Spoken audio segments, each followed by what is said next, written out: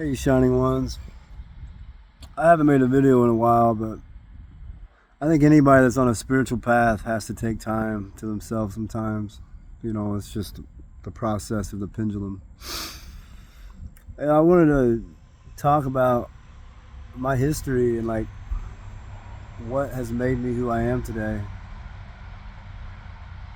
And the only reason I am the way I am is from all my suffering that I have put myself through and that's happened to me. It's not just the heartbreaks, it's not just being made fun of or getting jumped or whatever it might have been.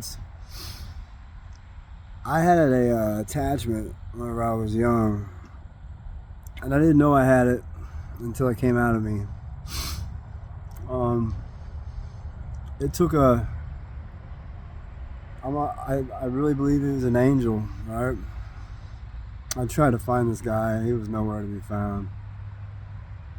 But he was reading Revelations. And I've never been for the Bible, ever. He was reading Revelations. I was in jail. He's sitting there reading out loud, sitting by himself and talking to himself. Obama was on TV, about to be elected. And he was reading Revelations and then tying it directly into the time period that we were in right then. Just by himself. I have never heard anybody read the Bible like that. Ever, and never have since. And I knew there was something special about it. And I went and I sat down and I'm like, what are you reading? How are you reading that book like that? And he looked at me and he said, I am from a secret church that teaches the true word of Christ. It's outlawed, and every time we start a church, they shut it down.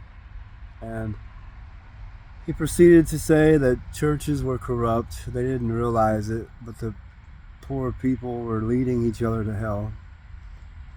He awoke me to the Illuminati frequencies. He said that we were taking over countries and kingdoms by simply cutting the heads off to kings and becoming the kings.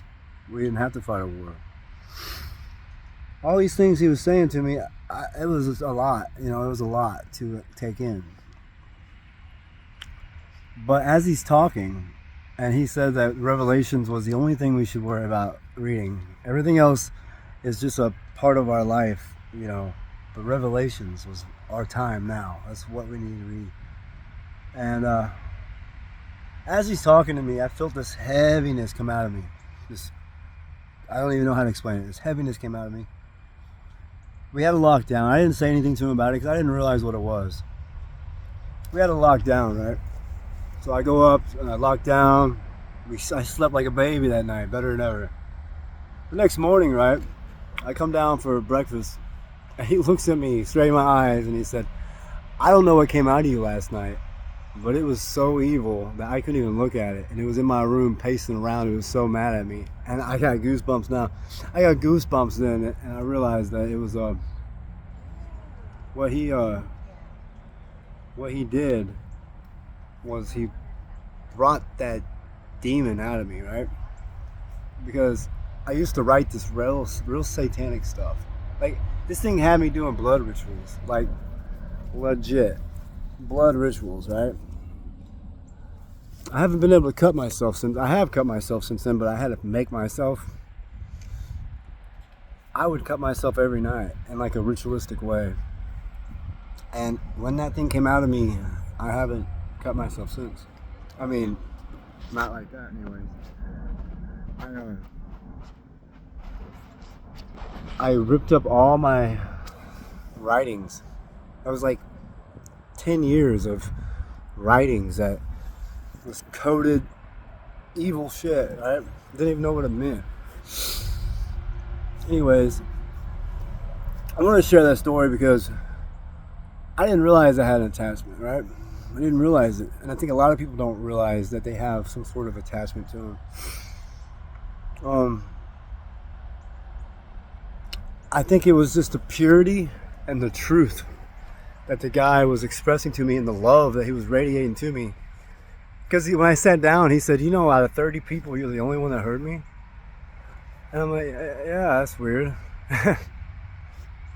Really weird. I didn't even think about it. And then I get out of jail and I go home and I'm all excited. I'm trying to tell my dad about it and all this stuff. And then I look his name up. He wasn't nowhere. Like, I could not find this guy. He did not exist. So he was an angel in my eyes. He was an angel. And I want to say that because you never know who might be an angel next to you. So, I don't know.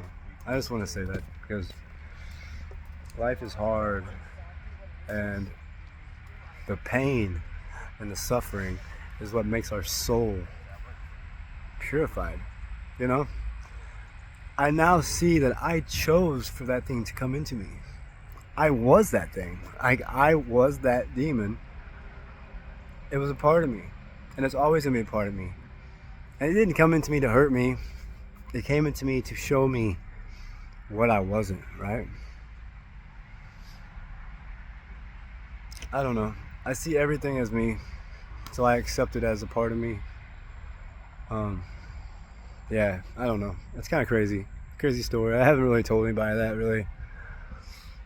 I could get in more detail about it if you want to know more about it, because it's a true story. I put that on my kids. I don't know. I love you guys. Stay Christy.